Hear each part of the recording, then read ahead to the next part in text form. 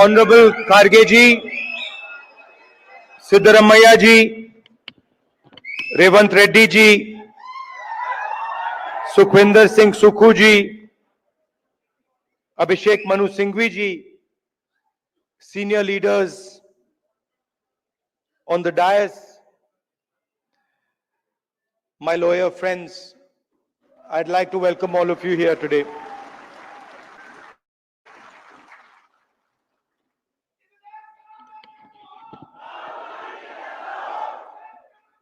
नहीं बॉस, नहीं, मैं राजा नहीं हूं, राजा बनना भी नहीं चाहता हूं. मैं राजा के अगेंस्ट हूं, कॉन्सेप्ट के अगेंस्ट हूं.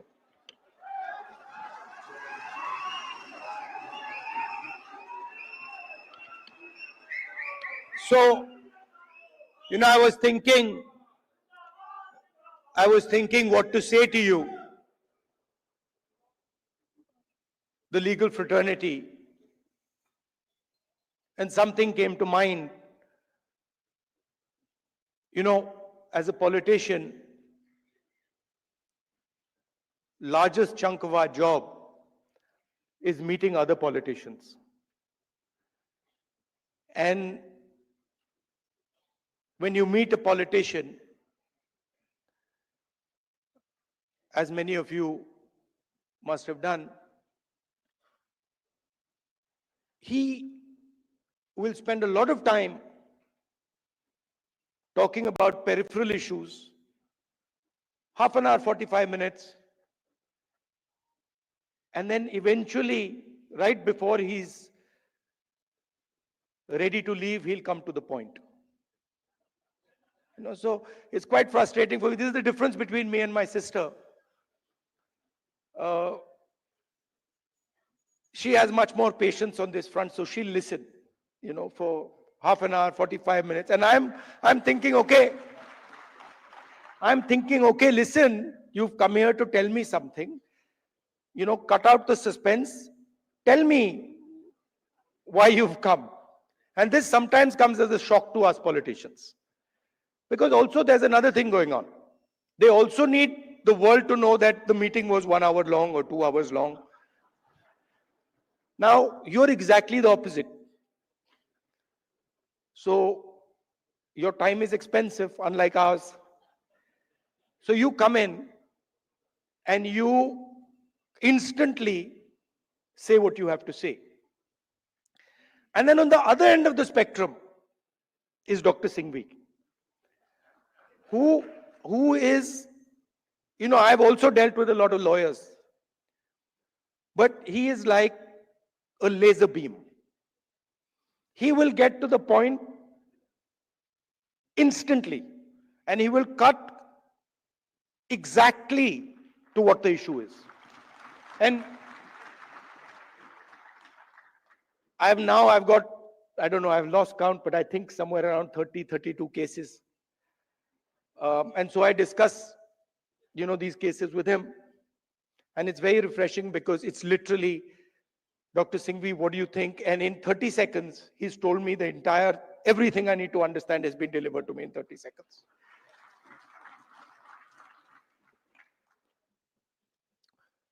Now, it's important that you know who you are. In our tradition, in the Eastern tradition, religious tradition, spiritual tradition, what is important is that you understand who you are. In the Western tradition, it's important that you understand everything around you. But in our tradition, it's important that you understand the self, and you understand yourself and your own structure. So it's important that you know who you are. First of all, the Congress party,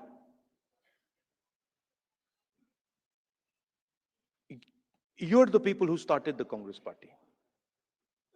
So the Congress party was essentially lawyers, right? And Singhvi ji, No, and you need to be reminded of this because, and I'm not just talking to you, I'm talking to every lawyer in this country. We would not have got freedom. We would not have got freedom if the lawyers of this country had not fought for freedom. All this talk about constitution, this would not be here if it had not been for lawyers. You mentioned, Singhvi ji mentioned Gandhi ji, Nehru ji, Patel ji, Ambedkar. Those were the top 5 or 6 people. But if you actually look at the Congress party in those days, there were other people, thousands and thousands of other lawyers who were operating at a lower level. So the freedom movement was actually fought in large measure legally.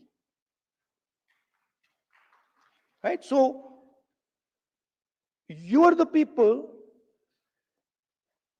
who are the backbone of the Congress party. And you are also the people who envisioned this constitution.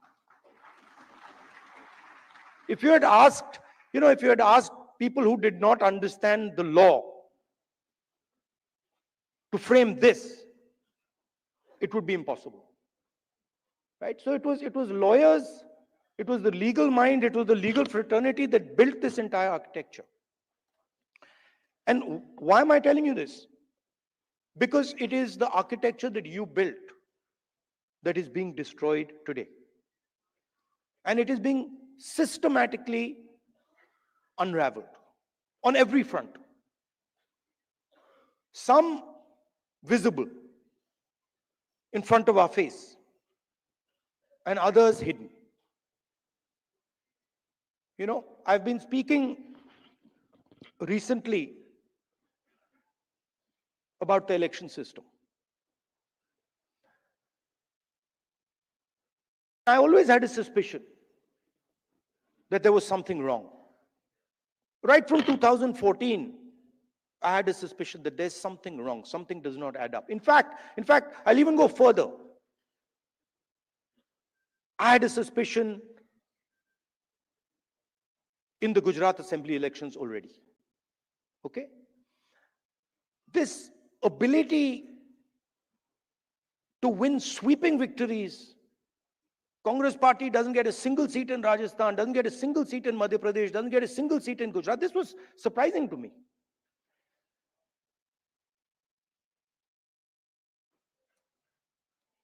And it went on for some time. There was a conversation, but I could never speak because there was no proof. So whenever we spoke, people said, well, where's the proof? And then something happened in Maharashtra, where in the Vidhan Sabha we won the election, hands down. In the Lok Sabha we won the election, hands down. And then 4 months later, we didn't just lose, we were obliterated. 3 formidable parties suddenly just evaporated. And that's when I thought that this just cannot be. And so we started right then to look seriously for electoral malpractice. We found it in Maharashtra. Clearly, 1 crore new voters show up between Lok Sabha and Vidhan Sabha. Bulk of those votes go to the BJP. But still, we didn't have clear proof. So when I would even mention it to our allies, that look, there is clear cheating that has happened, my allies would say to me, yes, we can see that there is cheating that has happened, but we don't have proof. And now, I say with absolutely no doubt that we have proof. And we have such proof. We have such proof that will show the whole country that the institution of the Election Commission does not exist, that it has disappeared. It has taken us 6 months, 6 months of non-stop work to find this proof. Why? Because the Election Commission does not give us electronic versions of the voter list. It gives us paper versions, and you'll be shocked to know, as I was, that when they give booth-wise paper versions of the voting list, that document cannot be scanned, it cannot be copied. Meaning you put it into a scanner, nothing comes out.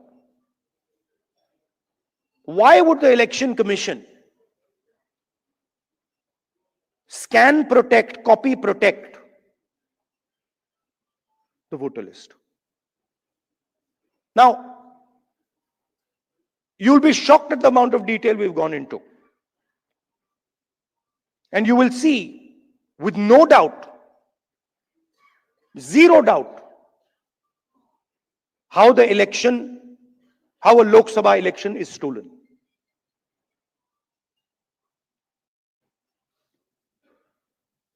Six and a half lakh voters vote, and 1.5 lakh of those voters are fake.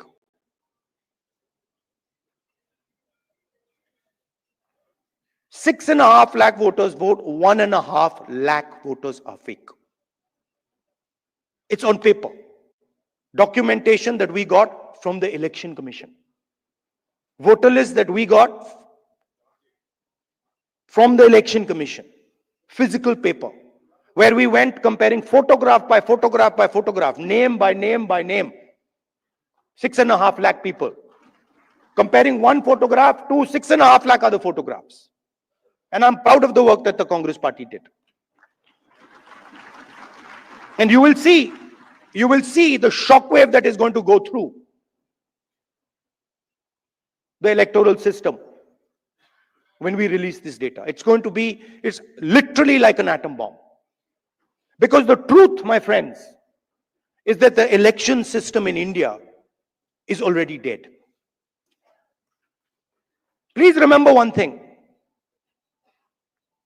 The Prime Minister of India is the Prime Minister with a very slim majority. If 10, 15 seats were rigged,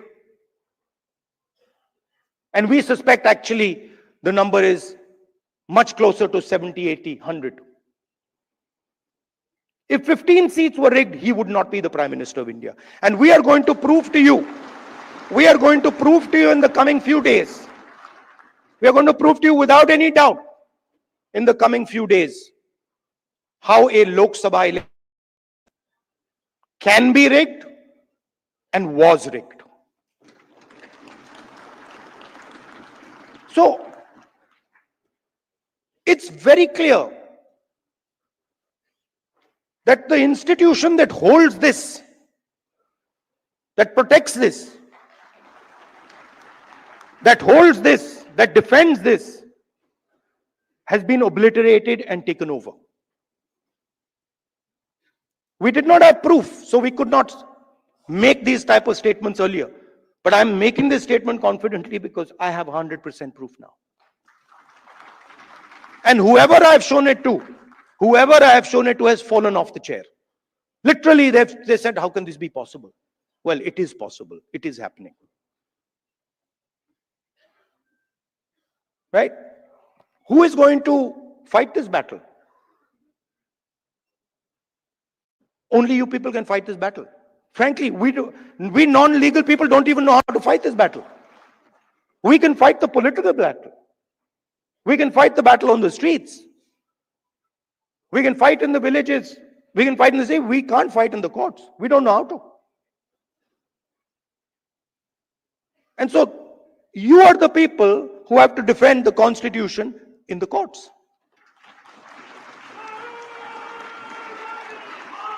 You know, I had a document. We had a document. We had a document some years back on the Rafale deal. Randeep is looking at me. Document that said clearly, black and white, that the Prime Minister office and the NSA have interfered in the Rafale deal and damaged the Rafale deal. This document itself would have brought down any government in any country of the world.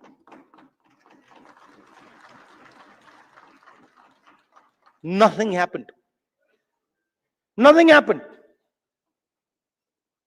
You know where the document went. You know where the document died.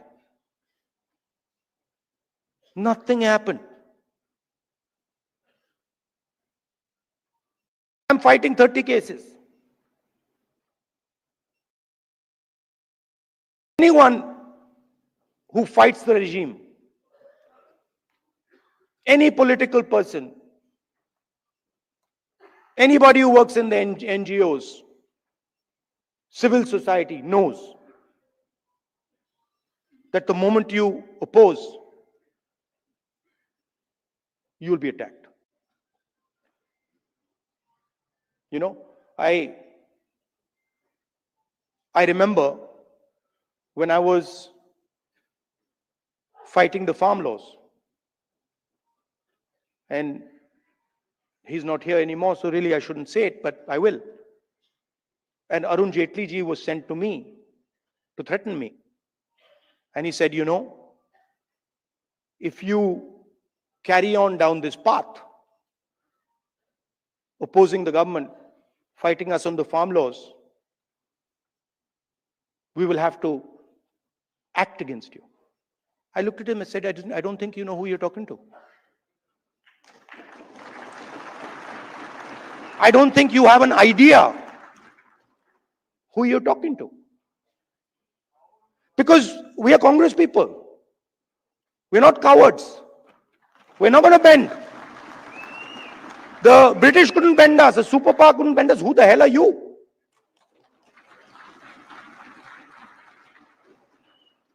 And wherever you look, the problem exists. I mean, I've said it clear as day here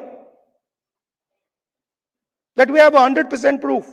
Watch the newspapers and the media tomorrow. They'll be talking about Bollywood, about how, you know, about how there was a fantastic dance, amazing solar eclipses taking place, something they'll come up with. And so this is a full-scale attack. And it's not just an attack on the Constitution. Because this book is a manifestation of India's identity. It's a manifestation of our history, of our culture, of our tradition, of our religion.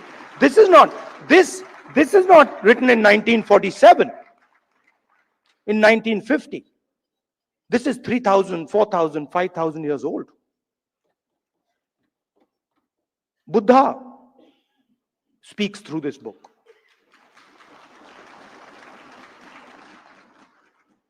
Narayana Guru, Basavana, Ambedkar, Periyar, everybody who's been anybody in this country. Right? Anybody who's been, you look, anybody, and in every state there are there. In Assam, Gaurav will tell you. Right? In Tamil Nadu, in Karnataka, in Uttar Pradesh, Kabir, there's a list. So this is not something that we dreamt up in 1947 or 1950. This is something, this is our blood. And how dare you attack our blood? Right? So we are not just, we must remember, we are not just defending this red book, this legal document. We are defending our way of life. Right? Tell me which Indian tradition, which Hindu tradition says that you should beat up a Muslim child? Where is it written that you should lynch someone? Which tradition of ours says it? There's not a single tradition of ours that says it. Our tradition says everybody is the same. So these people, they're not attacking our politics. They're attacking us. They're attacking our history. They're attacking our religion. For anybody who understands Hinduism,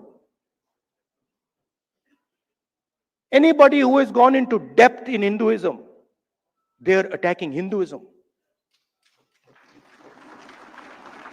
And frankly, yesterday my sister said to me, now, personal बात है तो बोलनी नहीं चाहिए, मैं बोल देता हूं, नहीं माफ करूंगा. She said to me, Rahul, you realize that you're playing with fire. And I said, yeah, Priyanka, I am playing with fire. I will continue to play with fire. I'm not scared of playing with fire.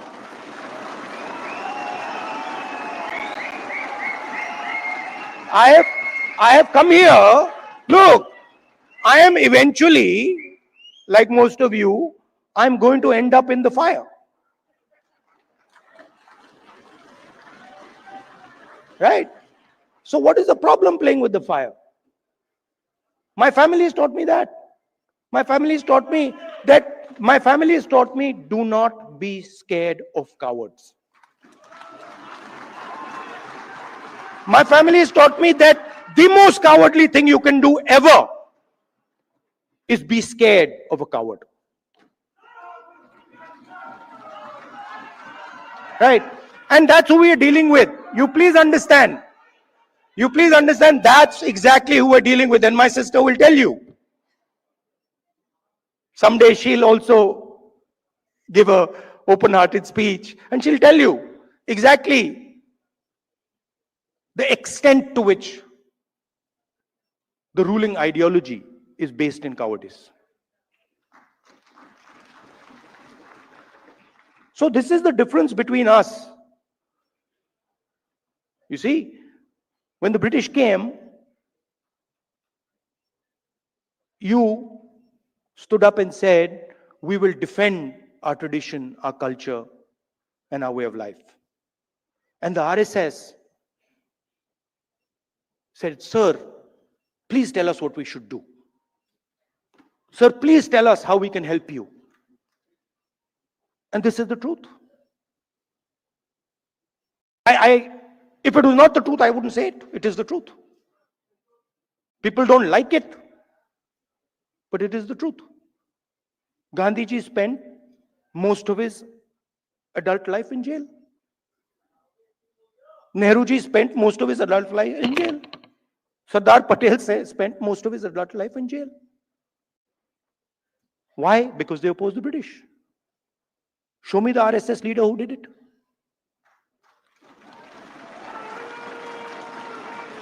So they fear the Congress. The true Congress. You see, they fear the true Congress. And every single one of you have the true Congress inside you. What is the Congress? I'll tell you what the Congress is. What is the Congress? The Congress is, a famous American general, General Patton, who fought in World War II, was asked What is the difference between a hero and a coward? What do you think his answer was? He says 5 minutes. He says the hero waits 5 minutes and the coward runs away.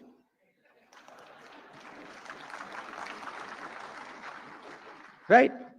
So the Congress is just simply bravery. It's just bravery. When somebody comes in front of you, says something to you that you don't agree with, and you have the courage to stand up and say, sorry, I don't agree with it. I will not accept it. That's the Congress. Up now, there's another element. You can be courageous and be wrong.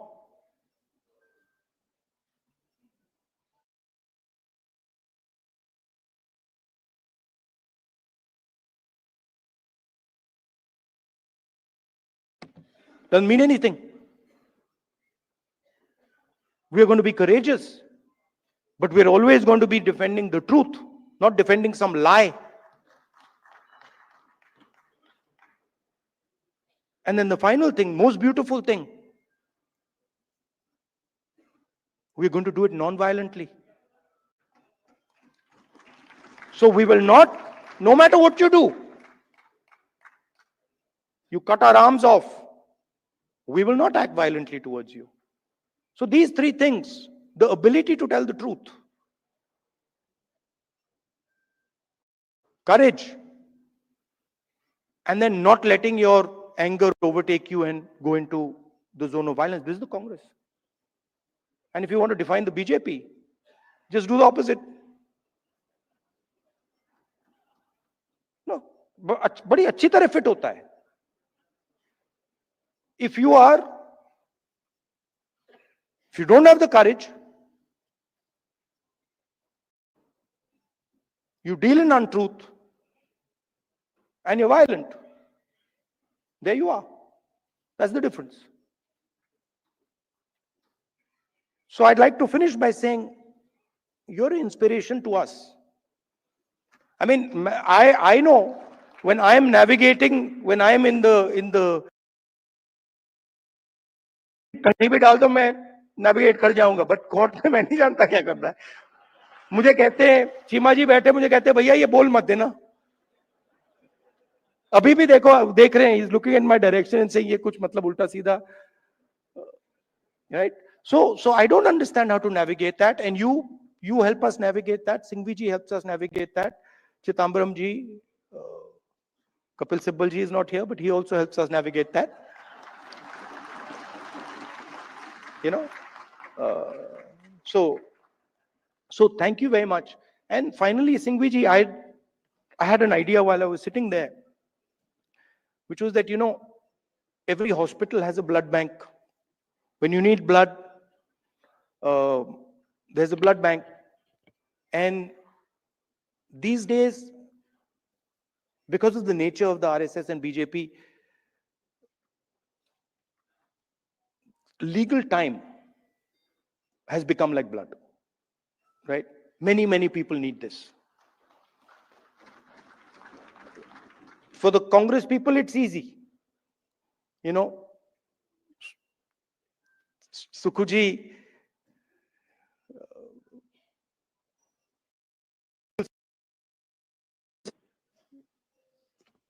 Singhvi ji, all the top people are there. I need legal services. I can pick up the phone and call Singhvi ji, Chima ji, Chidambaram ji, possibly even Kapil Sibal ji. Right? And of course, Tankha ji. But everybody can't do this. You know, some Congress worker somewhere, he can't do this. Or if you're not Congress, somebody who's being attacked, civil service person being attacked, can't do this. So my suggestion to you is,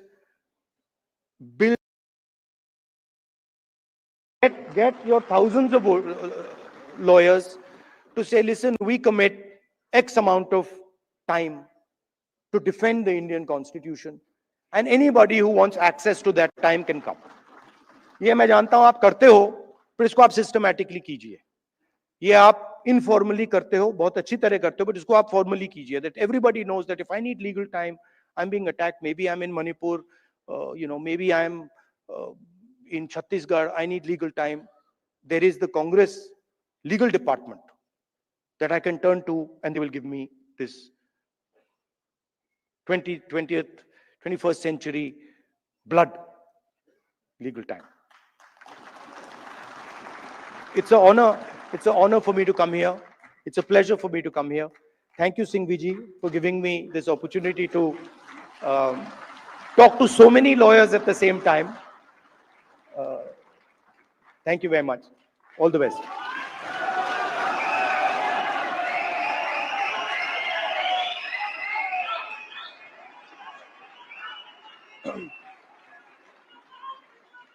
Thank you very much, Rahul ji, for that very inspiring address and for being the crusader of people's rights. आपने इस देश को मोहब्बत सिखाई और आपने जब 2024 के पहले संविधान हाथ में उठा लिया तो ना सिर्फ सरकार को ललकारा बल्कि इस देश में न्याय की उम्मीद जगा दी और लोकतंत्र के खिलाफ जो षड्यंत्र हो रहा है and the way you are fighting it brings hope. And we hope that India's republic and our democracy will remain secure. Thank you very, very much for that. There are very few people who walk with the courage of their convictions like you do. Ladies and gentlemen, one of the most towering figures in Indian politics, he embodies resilience, compassion, and an unwavering commitment to social justice. He truly stands for what rising through the rank really means. In his remarkable journey from a bloc president to the elected president of the Indian National Congress, he has overcome profound personal tragedies and societal challenges.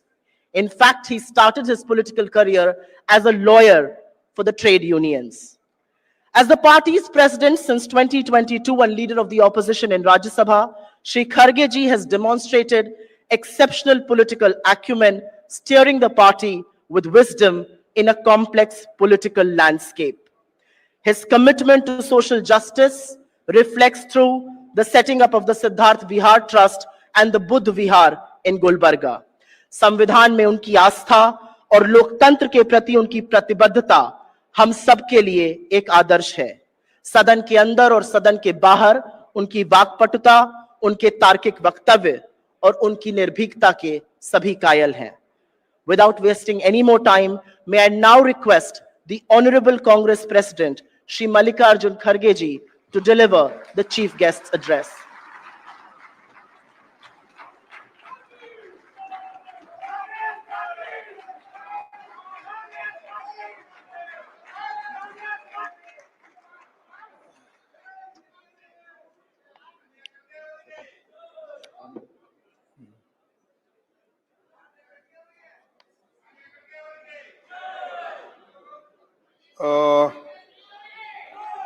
Pathways and Perspective, 2 अगस्त 2025, इसका जो सम्मेलन यहाँ पर हो रहा है और जिसकी तैयारी बड़ी जोर से आप लोगों ने किया है, इसीलिए पहले तो मैं आप सभी को धन्यवाद देता हूँ. अभी आपने राहुल गांधी जी की तकरीर सुनी और बड़े आज जरा जोश में बहुत थे वो कि पूरा लॉयर्स को देखते ही बहुत जोश आ गया, क्योंकि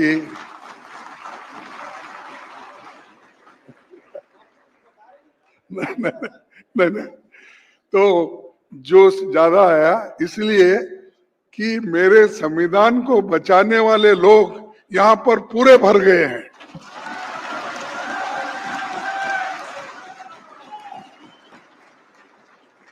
इसीलिए हमारे युवा नेता और अपोजिशन पार्टी के नेता श्री राहुल गांधी जी इस सभा में उपस्थित हमारे पार्टी के बहुत से चीफ मिनिस्टर्स, सिद्धरामैया जी, रेवंत रेड्डी जी, सुखवीर सुक्कू जी और फॉर्मर सीएम्स और वर्किंग कमेटी के मेंबर्स, और आज राहुल गांधी जी ने बार बार नाम लिया क्योंकि उनको थोड़ा समाधान करने के लिए हमेशा प्रियंका गांधी जी की आवश्यकता थी, इसलिए प्रियंका गांधी जी और अभिषेक मनु सिंघवी जी और मोहम्मद खान, आप सभी ने इस सभा में शामिल हुए हैं। इसीलिए मुझे तो बड़ा आनंद हुआ कि इतने देश के सारे लॉयर्स और खास करके हमारे पार्टी के आइडियोलॉजी को संबंध रखने वाले लोग जब यहाँ पर आए हैं, मैं समझता हूँ ये हमारे लीगल सेल का बहुत बड़ा अचीवमेंट है।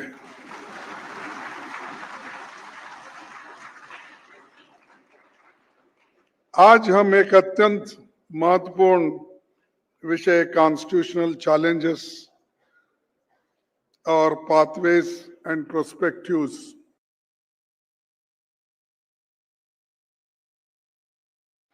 हम सब जानते हैं कि भारत का संविधान सिर्फ एक कानूनी दस्तावेज नहीं है, जैसा कि इसका जिक्र राहुल गांधी जी ने भी किया और सिंघवी जी ने भी किया, बल्कि ये हमारे लोकतंत्र की आत्मा है। ये प्रत्येक भारतीय को न्याय, स्वतंत्रता, समानता और भाईचारे का अधिकार देता है। लेकिन आज यही संविधान बड़े खतरे में है। सत्ता में बैठे नेता बदलने की बात कर रहे हैं। बीजेपी, आरएसएस के बड़े बड़े नेताओं का इरादा है कि संविधान के प्रियम्बल से सोशलिस्ट और सेक्युलर शब्द को हटा दी जाए। इतना ही नहीं, अगर उनको लास्ट इलेक्शन में, इन्हें 2024 के चुनाव में 400 सीट मिलते तो वो निश्चित रूप से संविधान ही बदल देते थे।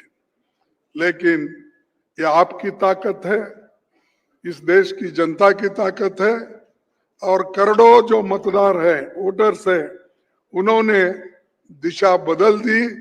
और मैं ये कहूंगा कि जो 400 पार कहते थे, उनके मुंह पे तमाचा मारा। यही हमारा बहुत बड़ा अचीवमेंट है और उसका क्रेडिट राहुल गांधी जी को जाता है, क्योंकि उन्होंने कॉन्स्टिट्यूशन को छोड़ा ही नहीं। संविधान बचाओ की जो मुहिम उन्होंने चलाई और वो संविधान का किताब हर जगह उन्होंने जो लोगों के सामने पेश किया, उससे आज 400 सीट उनको मिल नहीं पाए। संविधान जो खतरे में था, उसको अगर किसी ने बचाया तो हमारे अपोजिशन लीडर राहुल गांधी जी ने बचाया।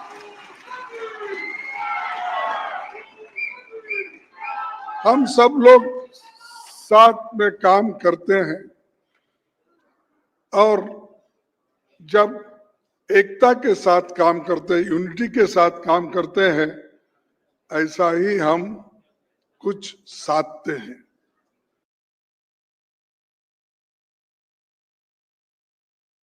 पहले कहा कि संविधान में से, प्रियम्बल में से सेक्युलर सोशलिस्ट शब्द को निकालने की कोशिश की थी, लेकिन मैं आपको बताना चाहता हूं कि यही लोग जिन्होंने अपने पार्टी के संविधान में सोशलिस्ट और सेक्युलर शब्द रखा है, आप बीजेपी आरएसएस के चाल को समझते हैं। अगर आप बीजेपी की जो उनका पार्टी का संविधान है या उनके पार्टी का जो ये है अपना क्या कहते हैं, उनके पार्टी का जो एक कॉन्स्टिट्यूशन बना हुआ है, उस कॉन्स्टिट्यूशन में जो प्रियम्बल संविधान में है वही शब्द पूरे उनके कॉन्स्टिट्यूशन, पार्टी के कॉन्स्टिट्यूशन में है। अब वो बाहर कहते हैं कि हम सेक्युलर और सोशलिस्ट शब्द को निकालेंगे। भाई आप निकाल ही नहीं सकते, क्योंकि इतनी ताकत आपके पास नहीं है जो ताकत हिंदुस्तान के वोटरों के पास है। तो दोस्तों, ये जो उनका दोहरा चेहरा है और वो हमेशा कुछ ना कुछ नया लाके लोगों को गुमराह करते हैं। लोकतंत्र की रक्षा की जिम्मेवारी तो न्यायपालिका, चुनाव आयोग और मीडिया की होती है, इसीलिए इनकी स्वतंत्रता जरूरी है। लेकिन जब एक न्यायाधीश धर्म विशेष के लोगों के लिए अपशब्द से संबोधन करे और उस पर कोई कार्रवाई ना हो, और जब सरकार मुख्य चुनाव आयुक्त की नियुक्ति की प्रक्रिया से चीफ जस्टिस ऑफ इंडिया को हटा दे या मीडिया पूंजीपतियों के माध्यम से नियंत्रित करे, तो ये लोकतंत्र नहीं, ये तानाशाही है।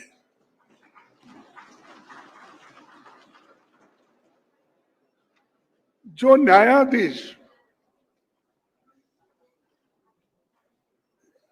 पार्टी को टीका करता है, धर्म को टीका करता है और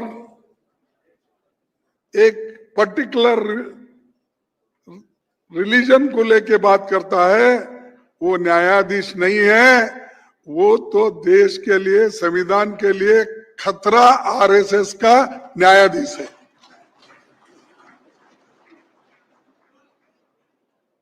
मैं और एक बात आपसे कहना चाहता हूं, बीजेपी शासित राज्यों में अल्पसंख्यकों को और दलितों के साथ भेदभाव आम होता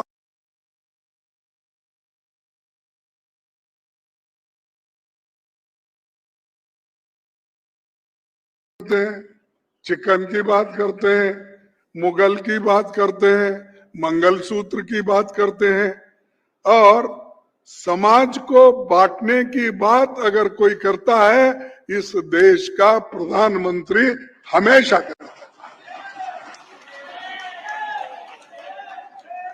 अरे उसको संविधान बचाने के लिए लोगों ने चुन के यहां पर लाया, और संविधान को जो संविधान अनुष्ठान में लाने के लिए उनको लोगों ने चुना। लेकिन संविधान को अगर कोई कुचल रहा है, ये प्रधानमंत्री कुचल रहे हैं, ये बीजेपी कुचल रही है।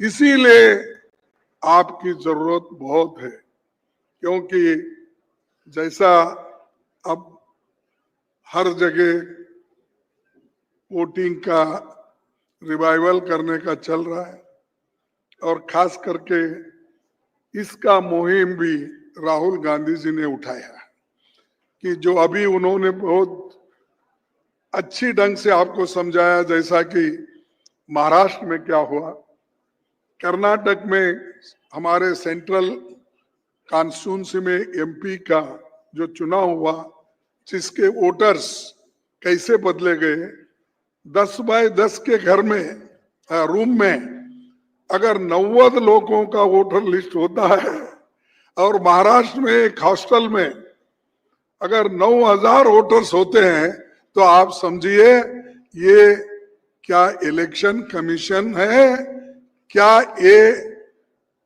कठपुतली मोदी जी की कठपुतली है। आप देखिए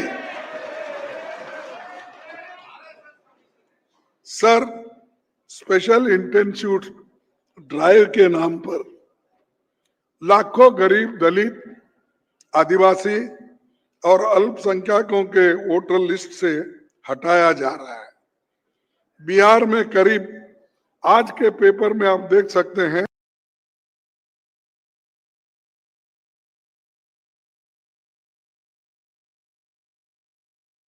है आगे यही पूरे देश में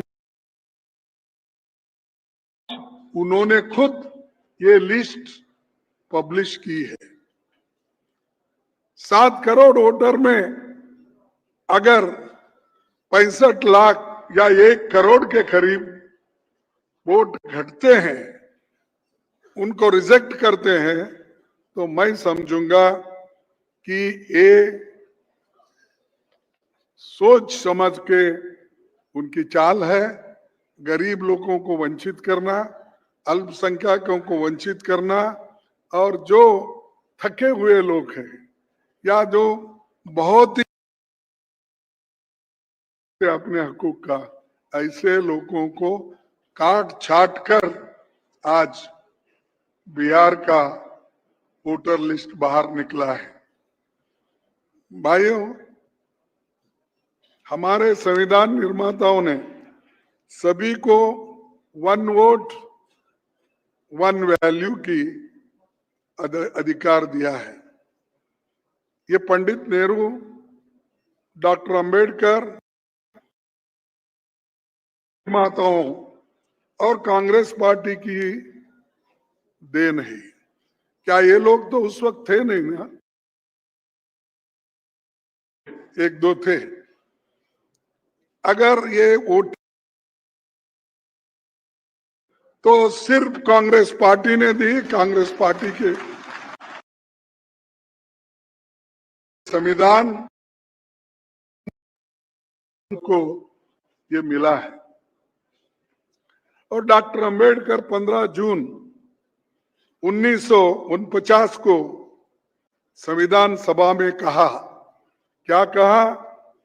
franchise is a most fundamental thing,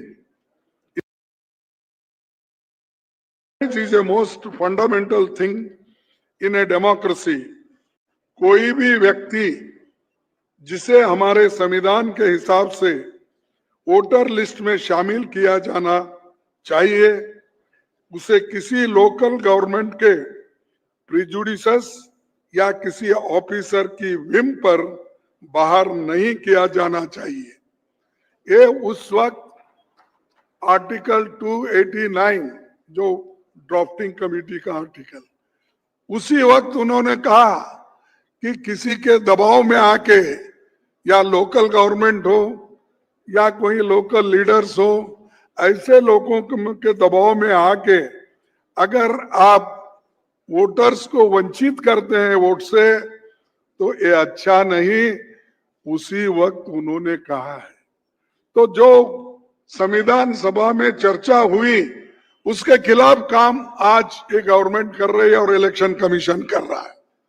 और इलेक्शन कमीशन को तो बहुत बड़ा लेसन राहुल जी ने दिया है।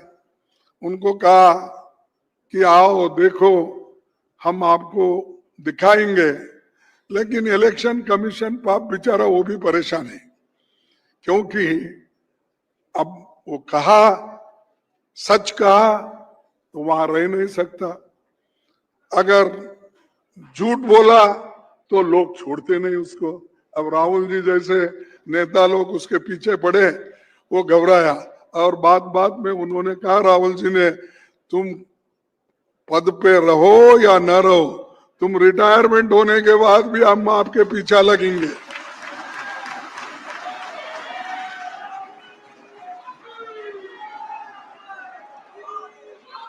अब ये राहुल गांधी जी जब ये बात कहे तो वो भी परेशान है।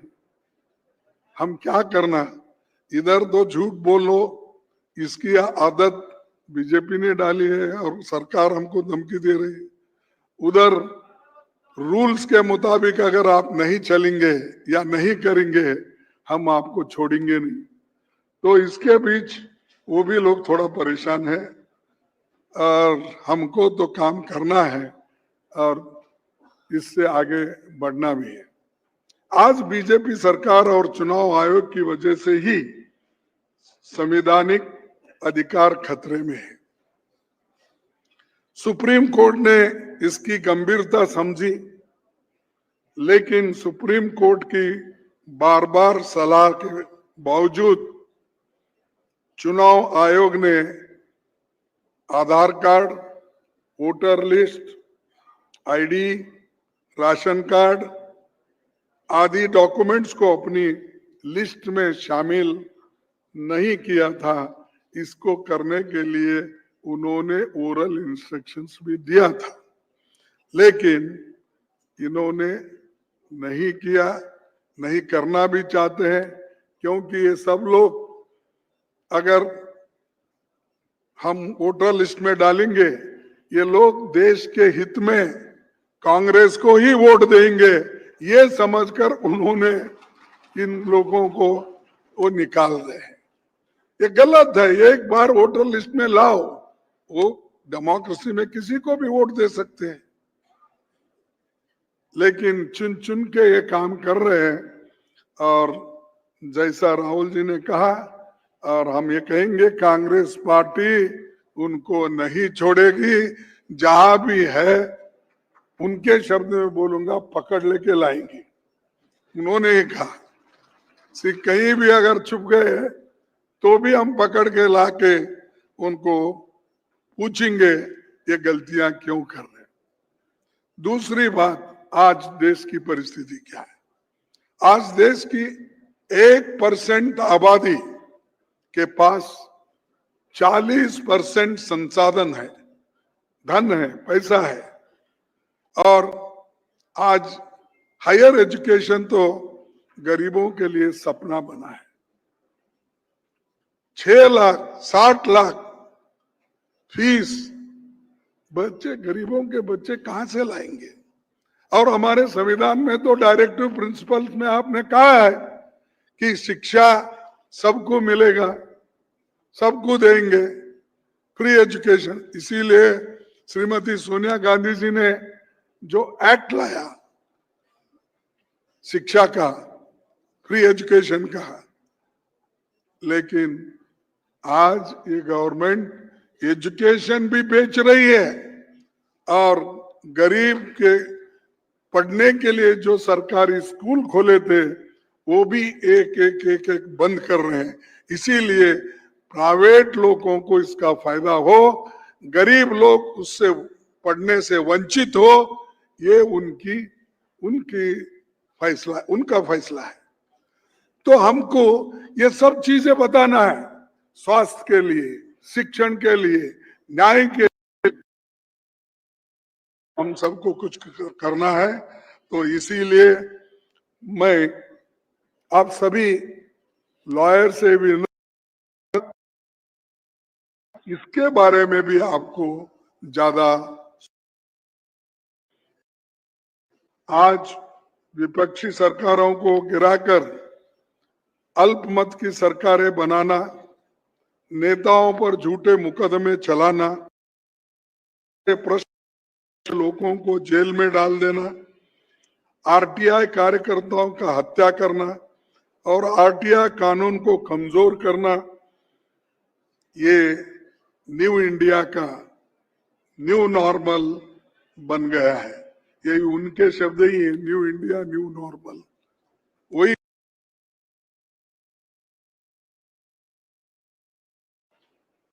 आखिर में मैं ये कहना चाहता हूं कि आरएसएस भाजपा संस्थानों पर कब्जा कर रही है।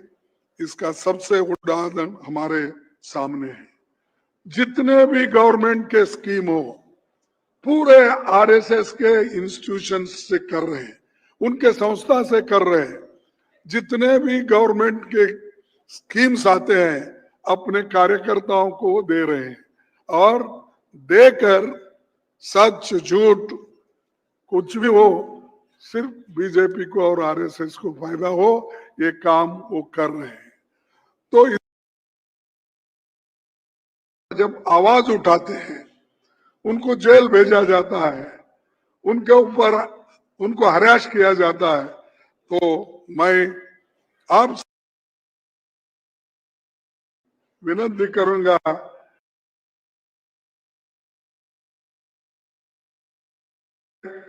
जो भी लोग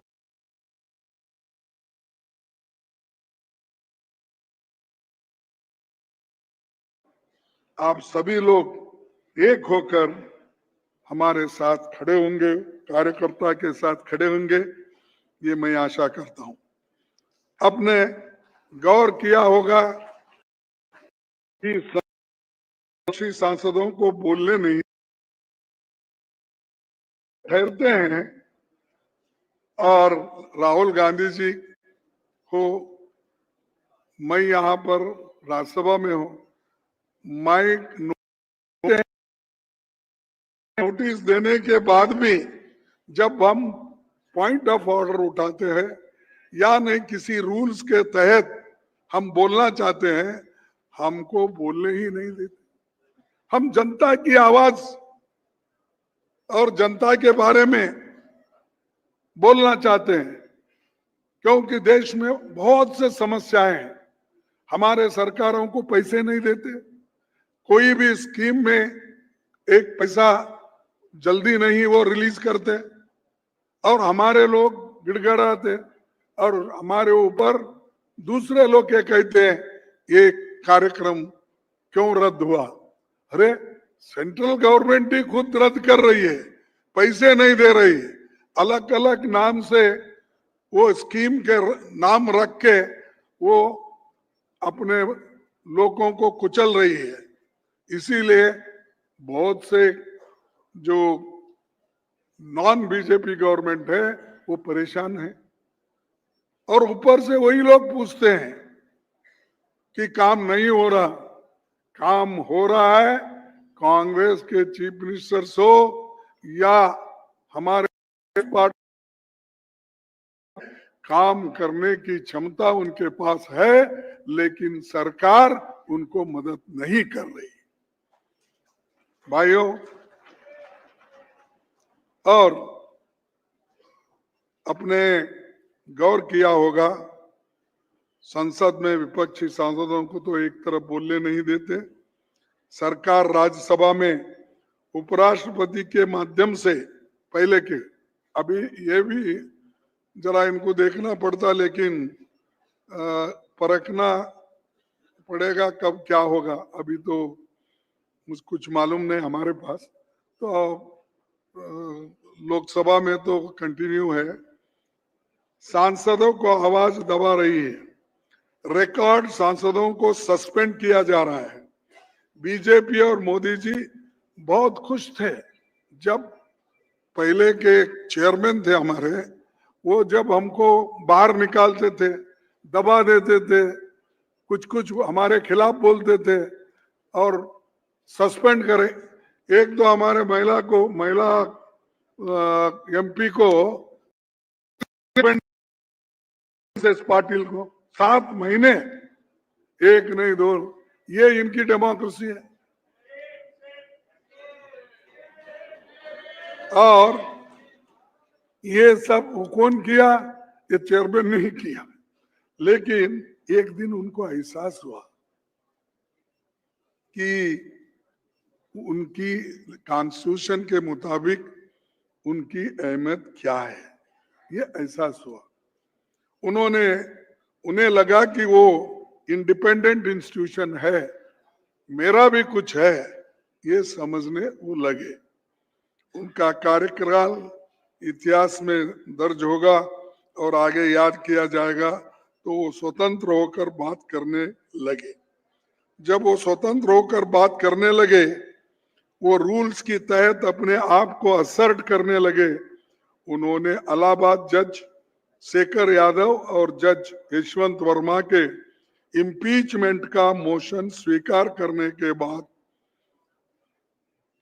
बाद में इनको ऐसा लगा ये वीपी, ये चेयरमैन हमारे हाथ में रहने वाला नहीं है, ये सब हमारे खिलाफ जाने वाला है, इसको पहले निकालो।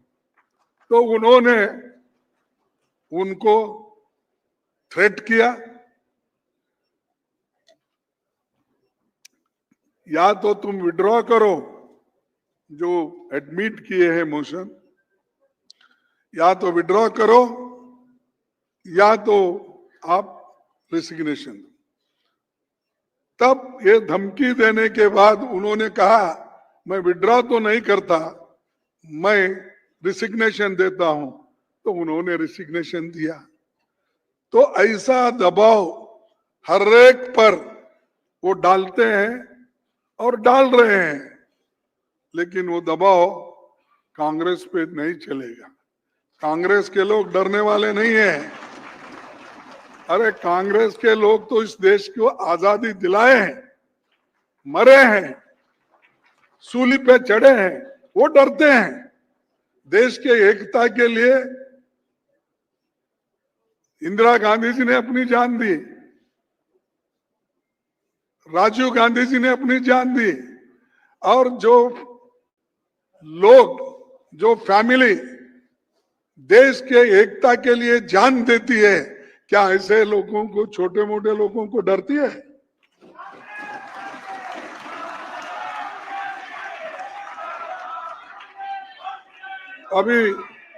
अभी बोल रहे थे राहुल जी, किसी एक वकील ने उनको बुला के धमकाया, ऐसा कुछ। हाँ, अरुण जेटली, ठीक बोले। तो अरुण जेटली डरा।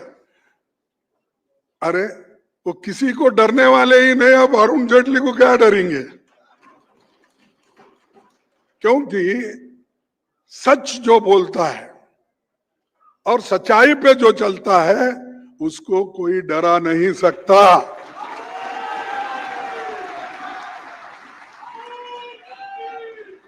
और डर भी नहीं सकता। और डरेंगे क्यों? अगर हम कोई गलती करेंगे, अगर हम झूठ बोलेंगे, अगर हम किसी को सताएंगे उनके, तो उस वक्त अरे भाई हमने गलती की थी, उन्होंने कहा। यहां गलती नहीं के लिए वो बोलते हैं, तो उनका काम होता है सुनना। लेकिन मोदी जी ये बर्दाश्त नहीं करते और उनका इस्तीफा मांगा। आप बेचारे वो अब घर में बैठे, इसलिए मैं ज्यादा नहीं बोलता, अच्छा भी नहीं। अगर ये इंफॉर्मेशन उनको पहुंचा तो भी मैं माफी मांगता हूं उनसे, क्योंकि उनकी सुनते, बीजेपी का सुन के, आरएसएस का सुन के उन्होंने गलती की, उन्होंने खुद गलती नहीं की। तो जब आदमी खुद गलती करता है इंटेंशनली, उसको हम ब्लेम करना चाहिए। लेकिन इन्होंने तो उनके तरफ से गलती की, उनको बचाने के लिए झूठ बोला, अपने आप को बचाने के लिए नहीं। तो इसीलिए मैं आज ये भी आपके सामने ये बात रखना चाहता हूं, किस ढंग से वो चेयरमैन को भी डराते हैं। अब दूसरे लोगों को तो कितने डराए होंगे उन्होंने। और एक कल ही मैंने एक उपसभापति को पत्र लिखकर सदन के अंदर हमारे पास सीआईएसएफ के मौजूदगी के बारे में आपत्ति जताई। अरे कभी पार्लियामेंट में कोई लोग, बाहर के लोग नहीं आ सकते, उनकी सिक्योरिटी रहती है और वो हमारे को देखते हैं, काम करते हैं, मदद करते हैं। लेकिन उन्होंने ऐसा किया कि बाहर के लोग को हस्तक्षेप करने के लिए सदन में लाया। ये लेटर भी मैं कल लिखा हूं, आज आप देखे होंगे, पेपर में भी आया है। और इसीलिए उस वक्त संविधान निर्माताओं ने पार्लियामेंट्री सिक्योरिटी सर्विस की स्थापना की। इसके अधिकारों को संसद के अनुरूप काम करने की ट्रेनिंग दी जाती थी। इसका कंट्रोल लोकसभा अध्यक्ष और राज्यसभा के सभापति के हाथ में था, लेकिन वो निकाल कर आज वो लोग सीआईएसएफ को अंदर बुला रहे हैं। ऐसा भाग के आते हैं कि जैसा कि टेररिस्ट को मार रहे हैं। टेररिस्ट को तो जल्दी मार नहीं सके, हम लोगों को मारने के लिए आ रहे हैं अंदर घुसपैठ।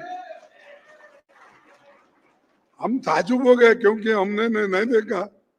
15-20 साल से पार्लियामेंट में हम आते हैं, देखे हैं, तो वो आते थे सफेद कपड़े पहन के, वहां के वॉलंटियर्स या जो सिक्योरिटी के ऑफिसर थे वो आते थे, वो मदद करते थे। लेकिन काले दर आ जाते। अरे हम बोले क्या हो गया, कुछ बॉम्ब गिरा, क्या होगा, क्या टेररिस्ट अटैक जैसा उनके जमाने में पार्लियामेंट में हुआ ऐसा कुछ हुआ क्या? डर गए हम, क्योंकि ये पहली बार देख रहे ना हम, इससे पहले नहीं देखे। तो ये ऐसे काम कर रहे हैं क्योंकि ये भी हमारे होम मिनिस्टर के हाथ में है। पार्लियामेंट का अधिकार उन्होंने लिया है, सब अधिकार ले रहे हैं उन्होंने, लेकर सीआईएसएफ सीधा गृह मंत्री को रिपोर्ट करता है। उनकी तैनाती विपक्षी सांसदों को दबाने और डराने का प्रयास है। हम सरकार के इस कदम की घोर निंदा करते हैं। कांग्रेस पार्टी ने संविधान का निर्माण किया और समतावादी समाज की रचना की। हमारी पार्टी ही इन मूल्यों को जीवित रख सकती है। हमें लोकतंत्र होगी, इस काम में आपका योगदान बहुत महत्वपूर्ण होगा।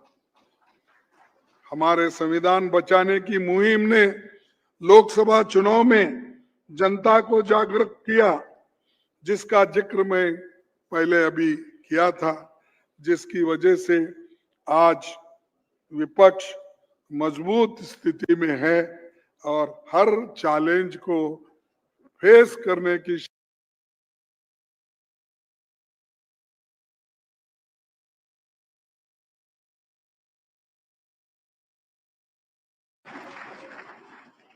और आप और हम सब जब मिल के काम करते हैं तो हमको कोई डरा नहीं सकता।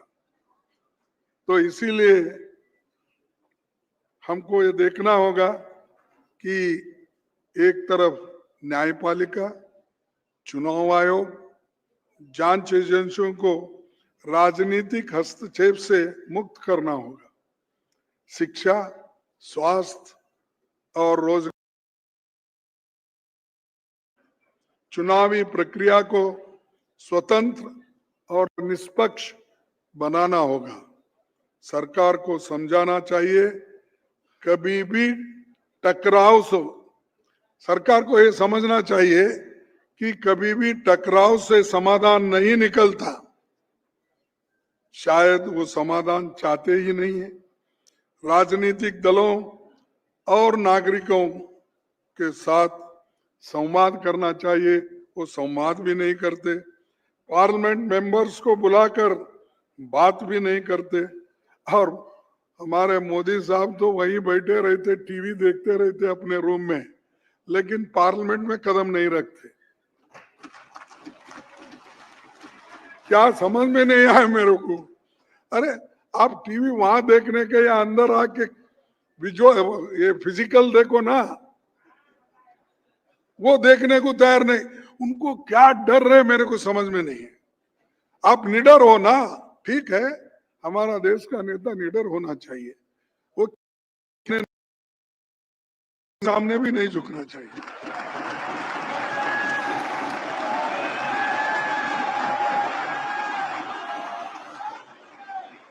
अरे तो इसीलिए कभी कभी बार बार मुझे याद आता है कि राहुल गांधी ये मोदी डरपुक है बोलते, वैसा बोलूंगा तो मैं बोला नहीं साहब, डरपुक कैसा होता है, 333 सीट लाया एक बार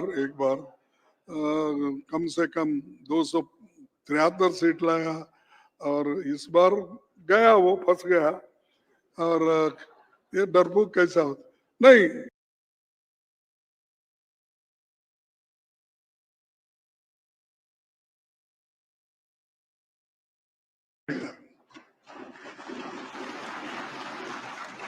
तो ठीक है, हमको डरा रहा है क्योंकि पार्लियामेंट में मेंबर हमारे, लोकसभा में हमारे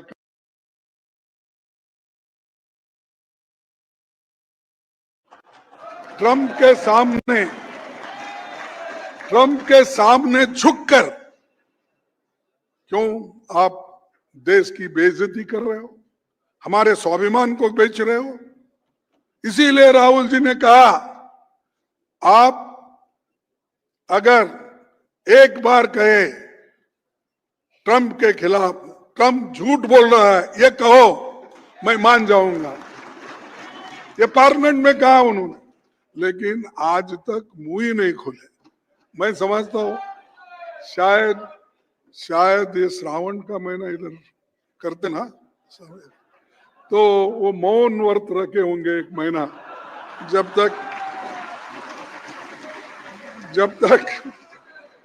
तक ये महीना खत्म नहीं होगा, जब तक हमारा सेशन खत्म नहीं होगा, तब तक वो मौन व्रत रखे हैं। तो डर के नहीं, वो मौन व्रत रखे क्योंकि भगवान से आए ना, वो क्या है, नॉन बायोलॉजिकल ये है, इसीलिए वो किसी को ये नहीं करता। तो इसीलिए ऐसा आदमी इस देश के प्रधानमंत्री बने, अगर ऐसा ही चला तो देश का तो दिवाला उठ जाएगा। और हम नहीं बोल रहे, दूसरे लोग भी बोल रहे, और जो राहुल जी ने कहा कि ये लोग दिवाला उड़ाने वाले हैं, दिवाला उड़ गया अभी। तो इसको हमको बचाना है, खुशी नहीं है। देश का अगर आर्थिक स्थिति कमजोर हो गई, हमारे बच्चों को शिक्षण नहीं मिल रहा, हमारे लोगों को स्वास्थ्य का ये नहीं है, फैसिलिटीज नहीं है, तो हमारी जनता मरेगी ना।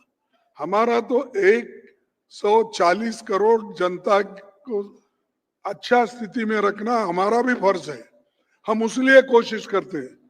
लेकिन ये लोग हमेशा यही करते हैं, युवाओं को संविधान का विरासत का रक्षक बनाना होगा, उन्हें उनके अधिकारों और कर्तव्यों के प्रति जागरूक कर जवाबदेही के लिए प्रेरित करना होगा। ये सब हमारी जिम्मेदारी है। मीडिया और हर नागरिक को वॉचडॉग की भूमिका निभानी होगी, तभी जीत हमारी होगी। इतिहास साक्षी है, सच हमेशा जीतता है, और सच अगर जीतता है तो हम सब लोग सच के साथी हैं।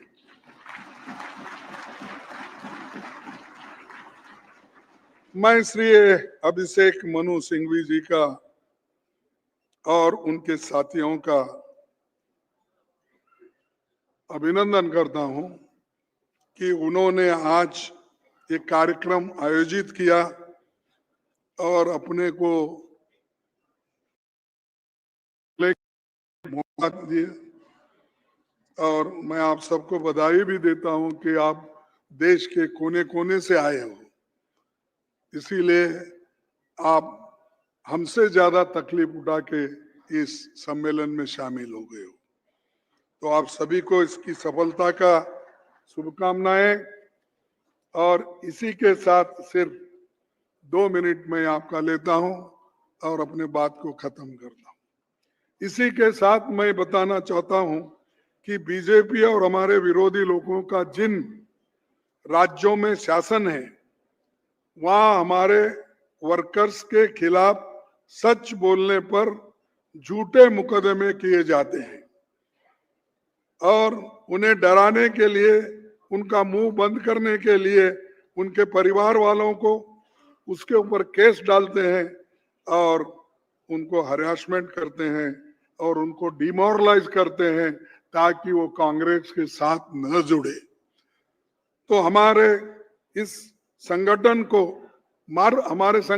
मार पड़ती है इससे, क्योंकि लोग डरते हैं, अरे ये पुलिस में गए तो कोई पूछता नहीं, कलेक्टर के पास गए तो कोई पूछता नहीं, तो इसीलिए बड़े बड़े लोग ही आगे पीछे देखते हैं और हमारे संगठन में वर्कर्स मार खाता है। हमेशा वर्कर्स आगे रहता है, वो मार खाता है, लेकिन बड़े बड़े लोग कभी कभी चले जाते हैं। लेकिन मेरे को शुरू शुरू में लगा था तो मैं बोलना क्या नहीं बोलना छोड़ देता हूँ, भी बोलना ठीक नहीं है इस संदर्भ में। छोटा कार्यकर्ता बेचारा क्या करेगा। ये शाह के वॉशिंग मशीन में गए, कोई राज्यसभा मेंबर बना,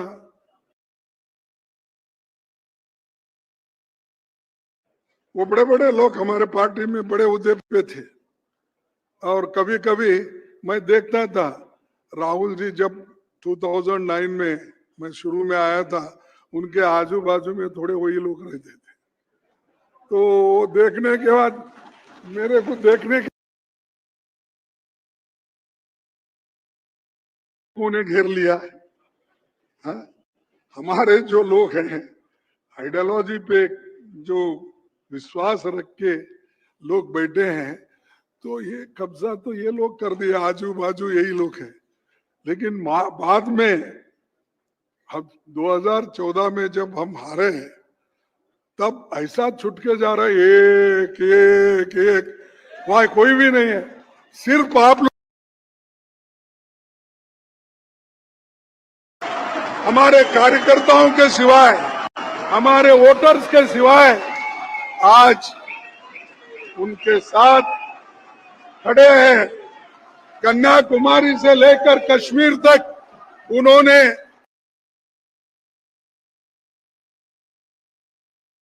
यही लोग कार्यकर्ता लोग। भारत जोड़ो यात्रा में कौन थे?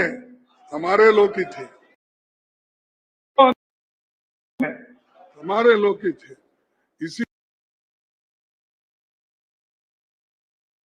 लोग चले गए, पीड़ा गई, कम से कम हमारा आइडियोलॉजी बच गया।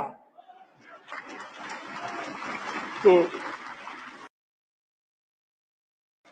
ये शाह के वॉशिंग मशीन में चले गए, कुर्सी की लालच में गए, जाने दो, कोई परवाह नहीं। देश लीगल, मेरे साहब बहुत बड़े बड़े वकील भी हैं, मैं अपने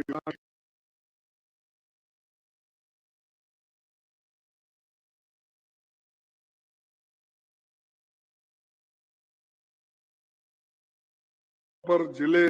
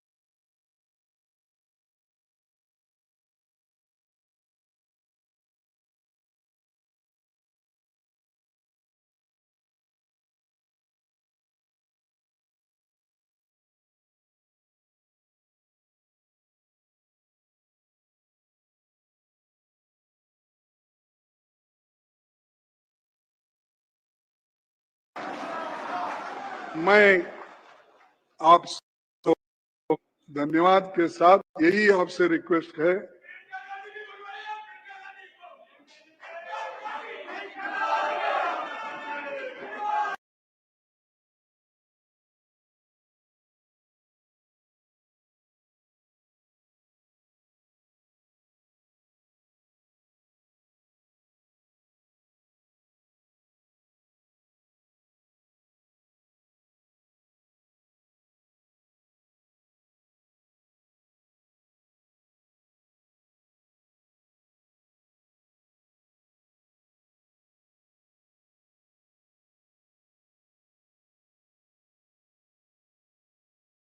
Constitution is